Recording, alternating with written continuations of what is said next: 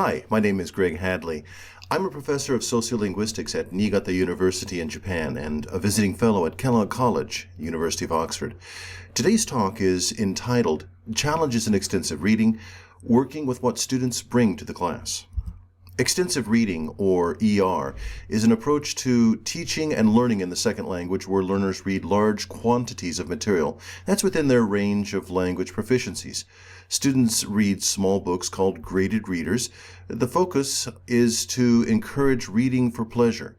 Teachers are to avoid explicitly teaching vocabulary or grammar, and testing is also discouraged.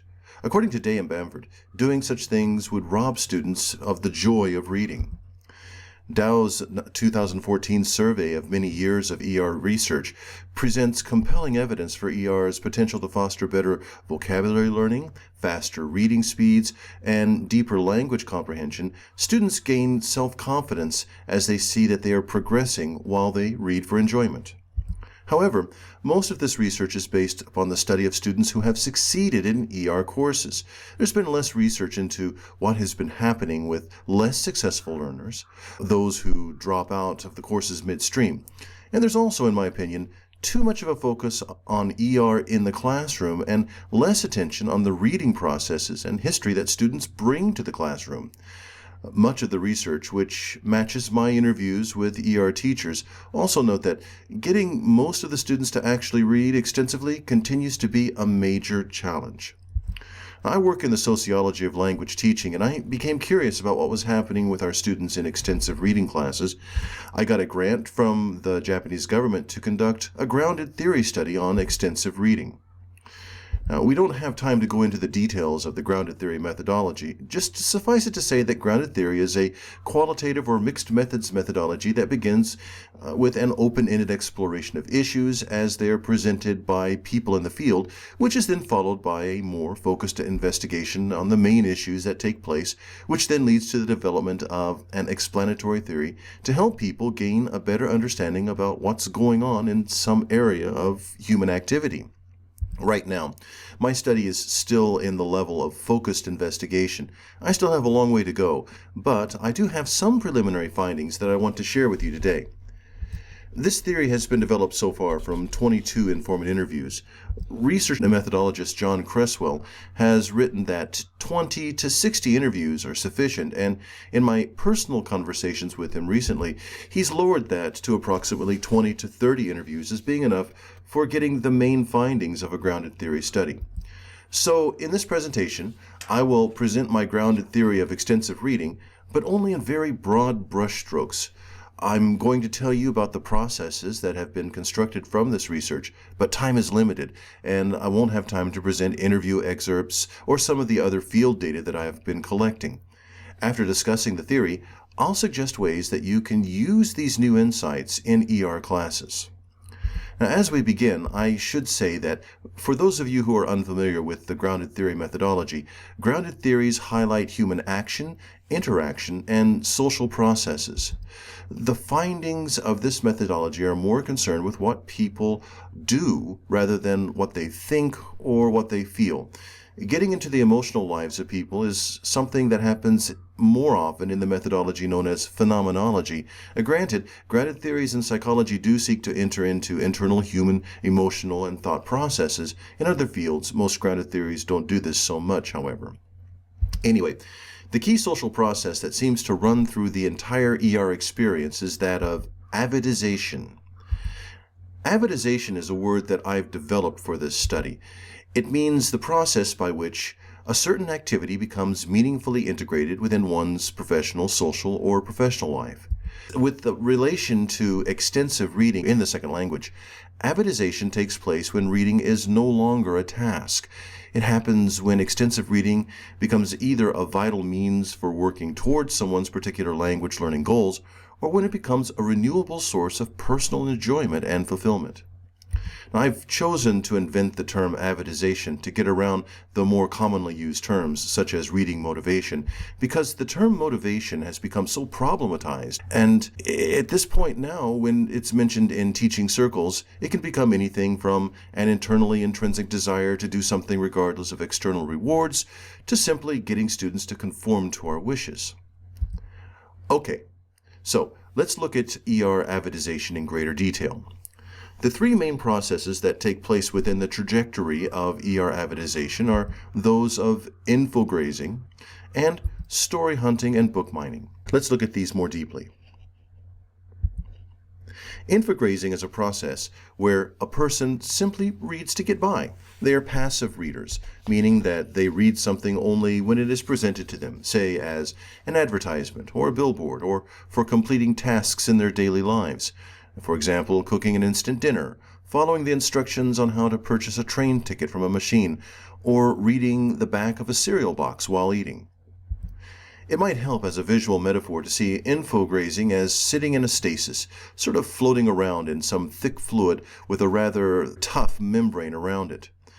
There are things that can work to keep a person solidly in the practice of infograzing, and these are time framing, stasis pressure, and neurological diversity. Let's look at these three briefly. In terms of time framing, this relates to whether or not a person becomes avidized towards extensive reading, in that it will depend largely upon how they view time. Do they view time as a limited resource, or do they view time as not an issue at all when it comes to reading?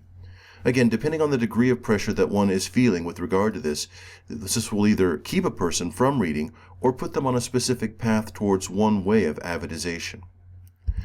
Neurological diversity relates to the way that our brains are wired differently and how this affects how we read. Dyslexia is known amongst teachers in places such as Japan, though it's rarely diagnosed, but this can have an effect on whether a person will want to persevere in an extensive reading class. But in recent years, neurological research has also studied a condition known as aphantasia, which is the inability of some people to actually imagine pictures in their mind when they read or hear someone tell a story. And the opposite extreme of this is hyperphantasia, which is an imagination so vivid that it can be almost indistinguishable from reality.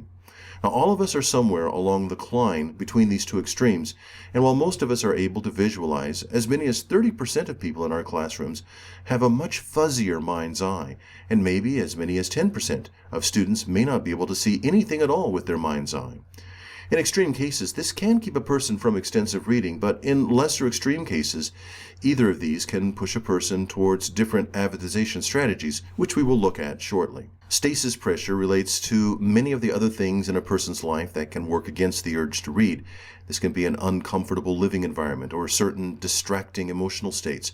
It might be that priorities in a person's life leave little time for reading, or they may find greater satisfaction in active hobbies and would prefer to be doing these than rather what they would see as just sitting around reading a book.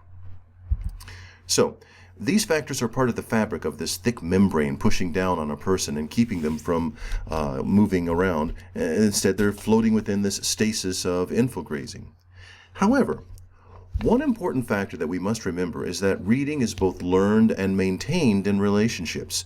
Many of us have memories of being read to by a parent or another significant person in our early lives. We learn to read from others, and we learn to read in community. And it's that relational aspect of reading that can drive students either towards building connections with groups they want to join, or perhaps regaining something that was once lost when their parents no longer read to them, or because they have lost some important relationship in their life. This movement from infograzing happens when others help them to move in relationship towards a place here, which I have made as a visual metaphor, some sort of space that has many holes or entry points. Now, everybody is different, and it is something of a hit or miss experience as to whether someone actually finds through reading some space of entry. For each person, it's different. This is one aspect of avidization that we cannot control, but we can observe it when it happens. When a person does find an area of interest or a filled need, what takes place is something that I call the quickening. This is an experience that all enthusiastic readers go through, though some may not remember it because they had the experience when they were quite young. Others may have it later in life. We hope that some students may have it in our extensive reading classes, and you will know that it has happened when you see a certain student beginning the process of reading more intensively and silently reading more extensively. It's the point when reading has reached a critical mass. Something has sparked or has been invigorated inside them, and they are no longer infograzing. It's a type of conversion experience. It transforms them towards wanting to read more. The quickening can sometimes lead to a process that is called the hungering. This is a stage in avidization where a person begins to have a deep sense of emptiness when they are not reading. Some describe it as an addiction, others a deep ache. Some people in this study have described the world as so dull or so painful or so disappointing that they want to enter another place. It is a longing to slip out of this world and to enter the book world where they find satisfaction and fulfillment. Now, this hungering will take them along a path towards one form of avidization called story hunting. Story hunting is often the process that people would describe as becoming an avid reader. Story hunters read for enjoyment and spiritual fulfillment. They are often connoisseurs of specific genres. They may have emotional relationships with characters in a book and are often fans of certain authors. They often tend to be more on the spectrum towards hyperphantasia, meaning that as they read, they are, to varying degrees, seeing a movie in their minds and experiencing the story almost as if they were there. In terms of time, there is never a question of not having time for reading. It's more of a question of whether they have time for other tasks. They will often identify, and sometimes with a bit of pride, that they are an avid reader. But this form of avidization is not a constant. People can become de-avidized. This can happen when significant people in their lives put pressure on them to do other things besides reading for pressure. Sometimes an emotional trauma or a change in living conditions can affect their story hunting. But it is when story hunters reconnect with that first experience of feeling hungry for stories and of the enjoyment that they had at that time in their lives, that the hungering can be revived and they can be re-avidized. But this is only one form of avidation. The quickening experience can also lead to something else that I call the thirsting. This is a thirst for knowledge, a thirst for attainment. It's a thirst that demands satisfaction, and this means reading a lot. This search for valuable knowledge and insight leads to a type of avidization known as book mining. Now, book mining, as the term implies, relates to extensive reading as a means of accomplishing or attaining something of personal value. This could be to improve their qualifications, to be able to find some knowledge or something for research. It could be something in terms of extensive reading, of course, and this would mean frequently reading in order to improve their English language skills. It's reading in order to get something else. Reading is the ladder by which they climb to higher levels. The thirst that they have is usually for something specific. There's a tendency amongst book miners to have greater degrees of aphantasia. Now, not all aphantasics are book miners, but those who have this condition will read and focus more on concepts and meanings rather than pictures, and this can lead them to read for specific information to address their thirst for answers. Book miners may also be very interested in knowledge that can lead to self-help in their lives in some significant ways, so they do tend to read biographies or self-help books. They see time often as a limited resource, so book miners may also use various strategies, using technology and other skimming techniques to get through books and other materials in order to extract the information that they want to get.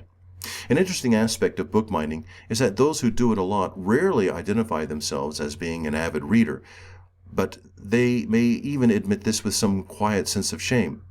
And yet, they read a lot. They read voraciously, especially when they are looking for answers or striving for their goals.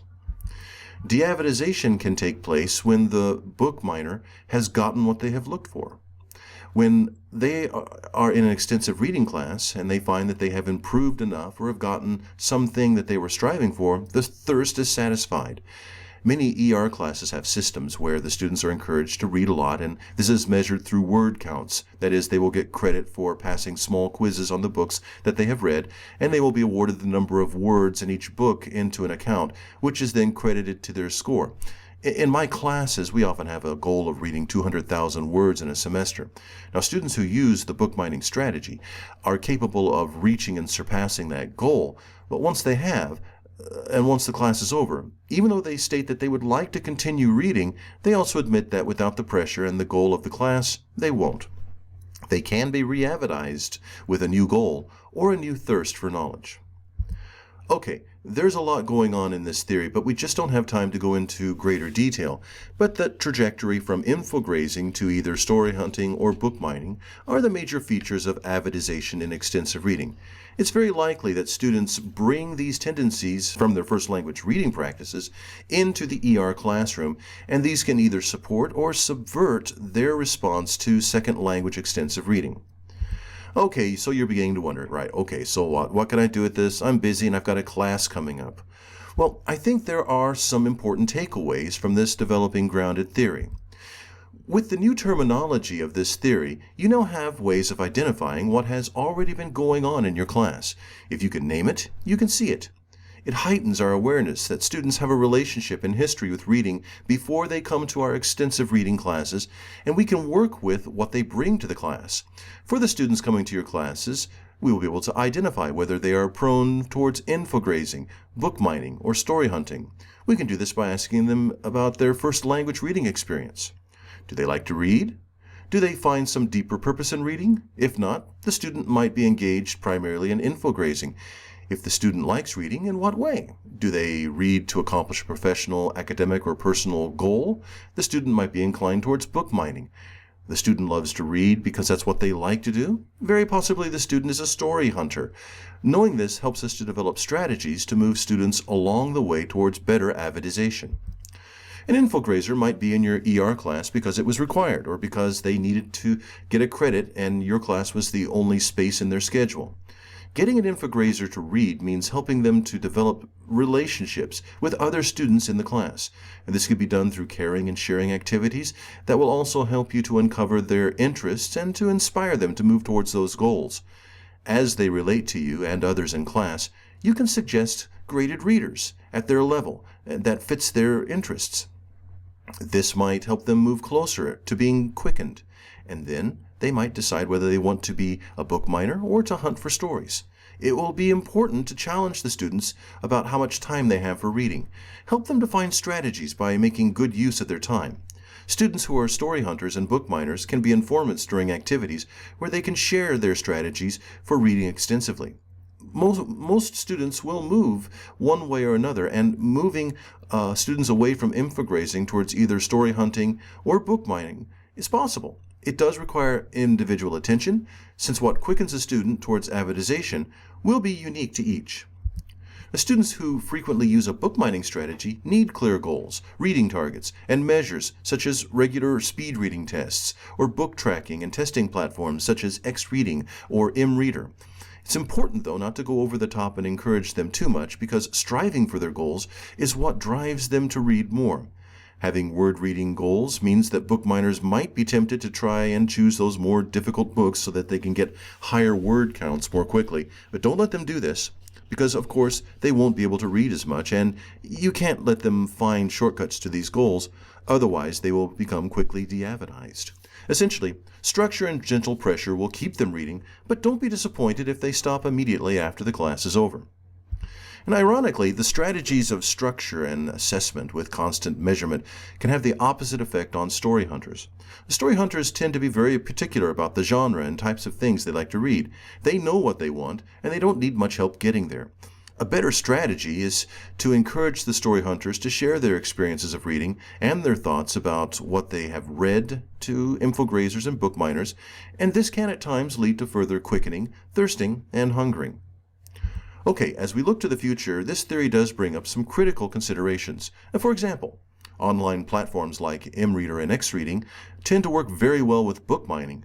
But how can they be adjusted to foster more story hunting?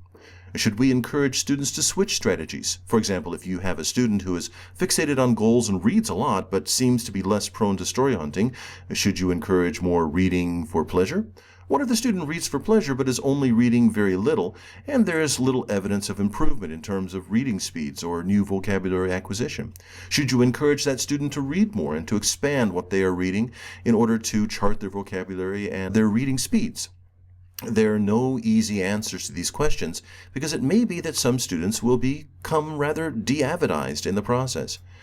Because we haven't had time to go into greater detail for this grounded theory, though, many people, as you probably know, will use story hunting at certain times and book mining at other times. It's not that students always do one or the other, But at the same time, students may be prone to do one process more when engaged in extensive reading.